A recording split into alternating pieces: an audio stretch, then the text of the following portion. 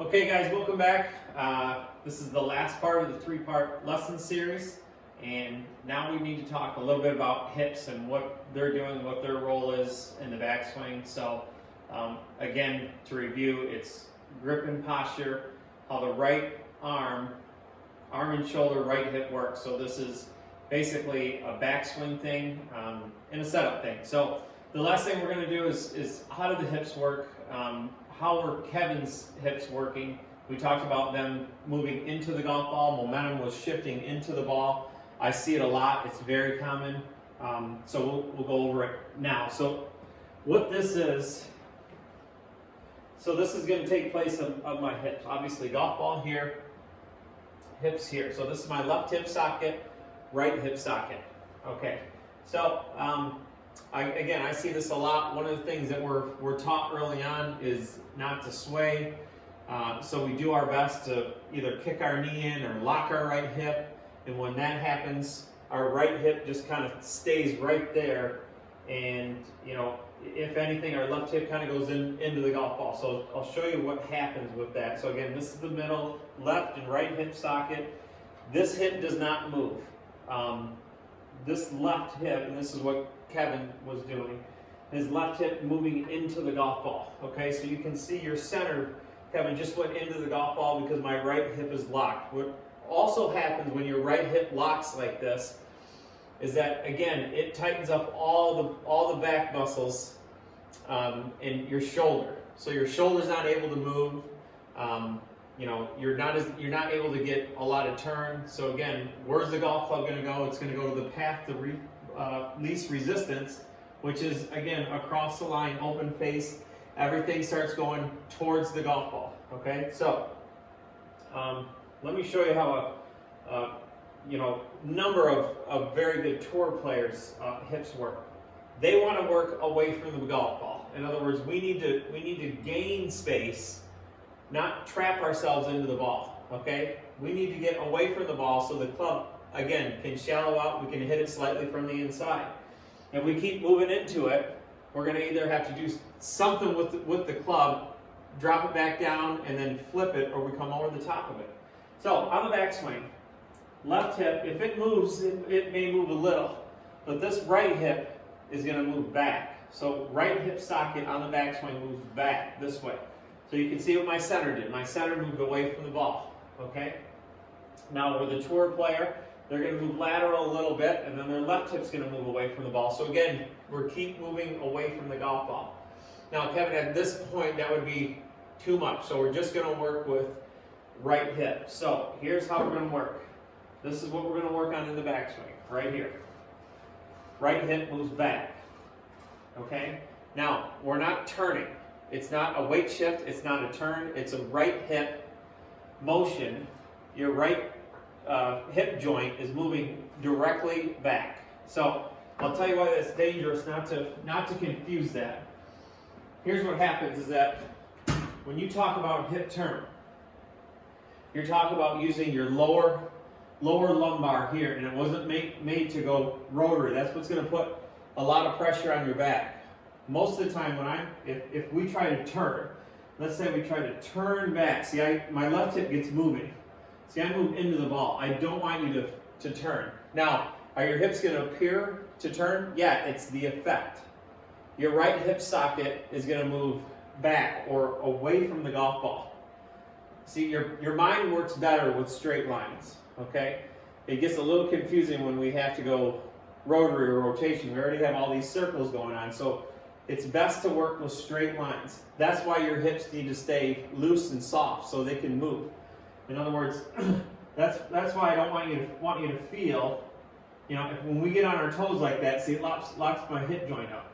Now, when we get into a better posture, we bend back, and get here. Now, here's how my right hip's going to work. My right hip is going to work back. It moves straight back, this way. See that? My right hip joint is just moving straight back. Now, that's much different than me turning. See, when I turn, I move into the ball. So if I drew a line kind of on the back of me here, so you can see this. So we sit back. It might be close. At least you'll have some reference point.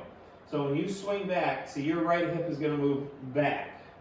It goes this way. My left hip pretty much stays there, but my right hip moves back. When my hip moves back, see, it allows my shoulder to free up. So again, the momentum of the golf club can move away from the ball. What else does that do? All right, well, when my hip moves back, see, my hip moves back, and when it works, see, it allows me to shallow out the club. So your right hip really moves. It's going to feel like this. Your right hip's going to feel like it moves back and then goes forward. It does not go into the ball because we need that space to make in other words, you don't want your body to get in the way. So you'll feel your right hip, and I can move this out of the way now. You can feel your right hip. Get into your posture, sit back. You'll start to feel, again, your right hip move back, and then on the way down, see, it moves forward. It doesn't move into, okay? So again, we're going to we've added right hip to allow your right shoulder to move more. So you can see how all these things work together. I've got to have my posture to allow my hip to work, to allow my shoulder to work. We may have done them a little bit in reverse, but that's okay. They all work together. Anyways, in other words, your hip is just going to work with your shoulder and vice versa. They allow the momentum to go away. Your shoulder and hip were locked, causing the club to go across the line. So again, we'll do first with no club. Get in your posture. Right hand works there and there. See, now my hip's just going to work with it. It's going to allow me to work those two things better. So again, here, you can see all the momentum is going away. This way, there. There. So my hip works back and away. My arm rotates in my shoulder socket, allows my arm to rotate and my hand to work square. So when I get into here, see, now when I swing down, see, I can shallow out the club this way. Okay? Now, let's do slower swing. So again, get into your posture, sit back. That puts your toes back on the ground. Remember, left hand strong enough. Start to feel. See, the club moves out so it can go in. We definitely don't want the club going this way. So it moves out, rotates back. So you can see how my hip and my shoulder start to work together so I can swing down from the inside. Again, shallowing your arms to work down from the inside.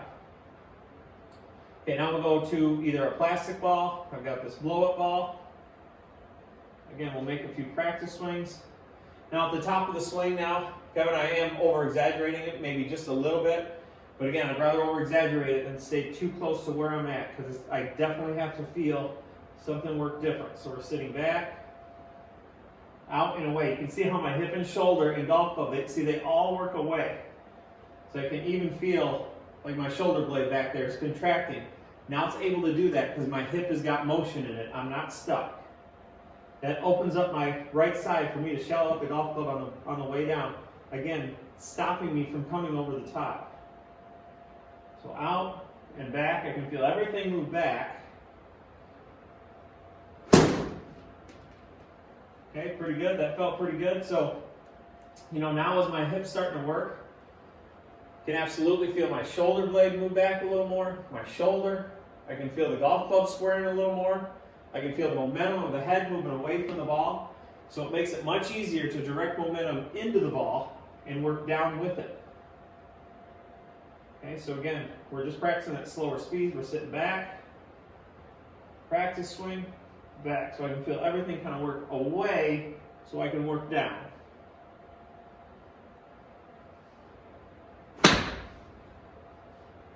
Okay, and that felt pretty good. And so that's kind of how I would practice there. Okay, and just, really feel like you're practicing again at, 60, 70%. Most of your golf balls, again, we gotta set up a work spot. You have to know how to practice. If I just go out and think about it and hit balls at 90 to 100% with no target in mind, that's all I'm doing. All I'm doing is thinking about it. I'm not making any real changes. And again, is it the sexiest? Is it the most fun?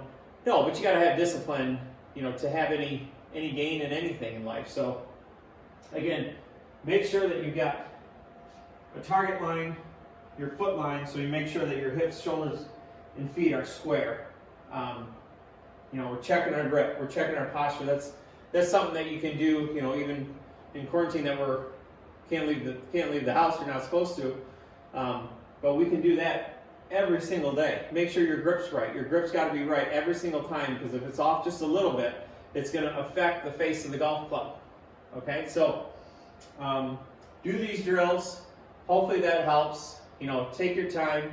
And again, anyone out there watching, if you have any questions, you want to send your swing in. I'd love to see them. Love to see your questions. Just send them into the comment area. I'd love to put the content into use. That's where the real fun is. So happy Easter, everyone, and I hope this helps.